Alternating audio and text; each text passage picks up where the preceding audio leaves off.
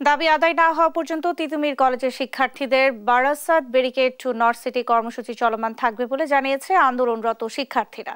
শনিবার রাত ৮টার দিকে তিতুমির কলেজের সামনে এক সংবাদ সম্মেলনে এই তথ্য জানান কলেজের রাষ্ট্রবিজ্ঞান বিভাগের শিক্ষার্থী মাহমুদুল হাসান।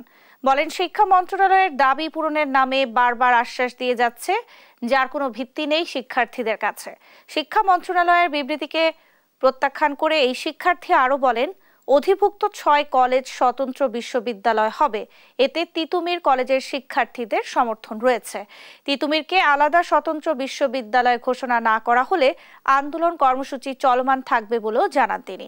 আন্দোলনে অপ্রীতিকর কোনো ঘটনা ঘটলে তার দায়ভার সরকারকে নিতে হবে বলেও হুঁশিয়ার দেন তিনি।